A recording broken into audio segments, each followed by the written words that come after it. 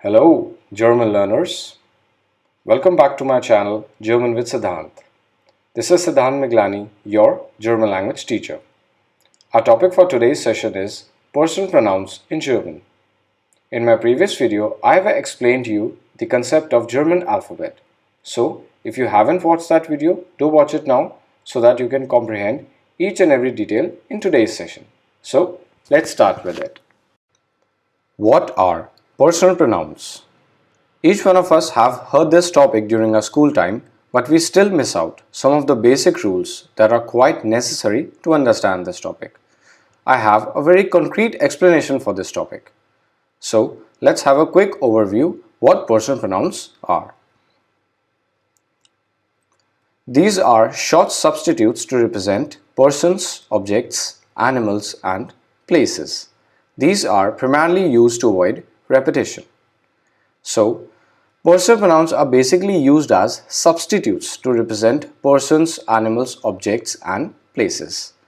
We use these personal pronouns primarily to avoid repetition. We have an example here. Rahul drives really fast. He is buying a sports car. The personal pronoun he is denoting Rahul, and we have used this personal pronoun he to avoid repetition.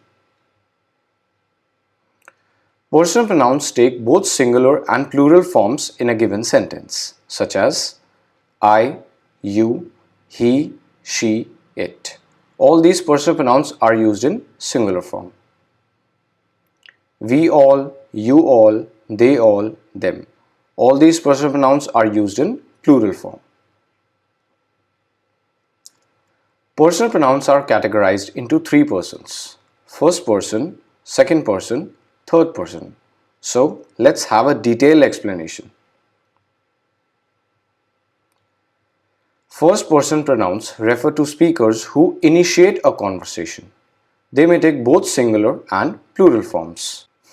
For example, if I am initiating a conversation with my friend and I am starting this conversation, that means I am the first person. I have started this conversation.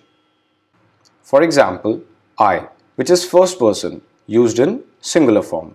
We, which is also first person but used in plural form. Second person pronouns refer to persons being spoken to. They also take both singular and plural forms. I'm taking the same example that I've explained you just now. For example, if I'm having a conversation with my friend, he would be considered as second person because he is the person being spoken to.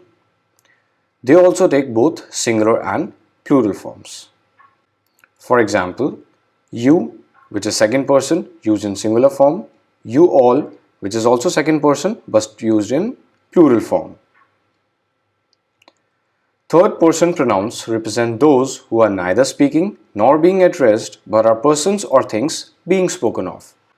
For example, if I'm talking to you guys about my friend or some non-living things, for example, my smartphone, my laptop, so this is known as third person pronouns.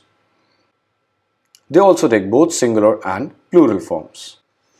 For example, he, she, it. These three pronouns are considered as third person used in singular form. Similarly, they, them are also considered as third person but used in plural form. I hope you got an overview how these personal pronouns work in a given sentence. Now we have personal pronouns in German. So first I'm going to explain you singular pronouns explained both in English and German. Our first pronoun is ich, which means I. That is first person singular. Our second pronoun is du, which means you.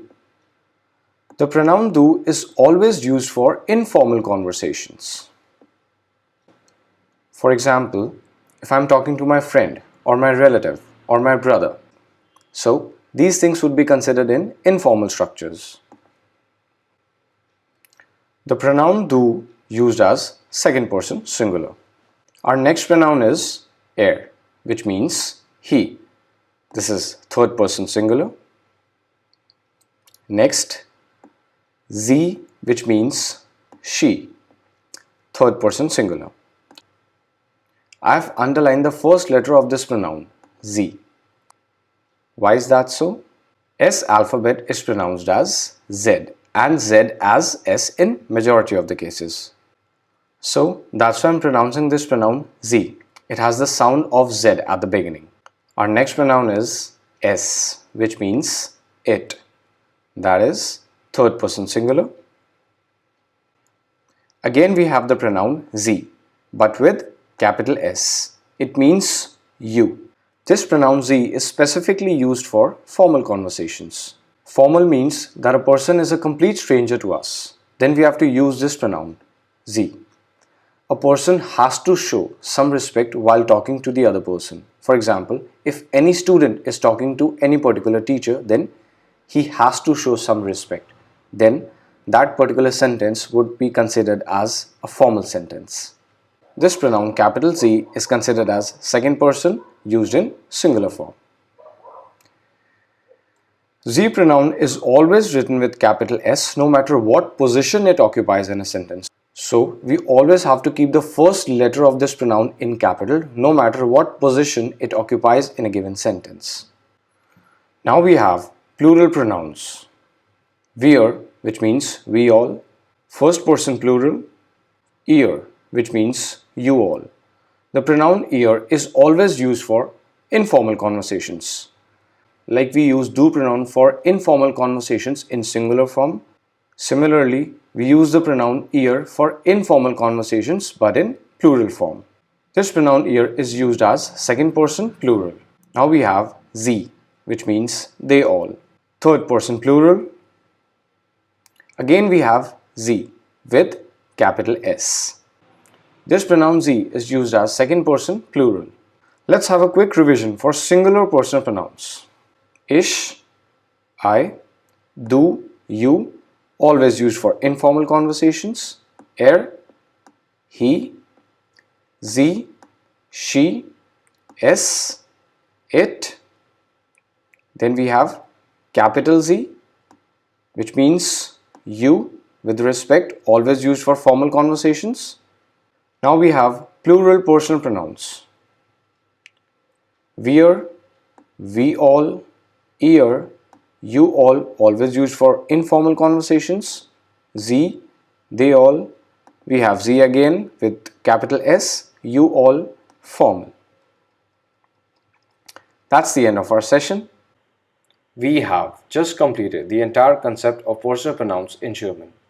Usually, the German language aspirants find this topic really complex while executing it. But I hope I have cleared every doubt of yours. Do let me know if you have any further query or problem related to this topic. Thanks for watching. Goodbye.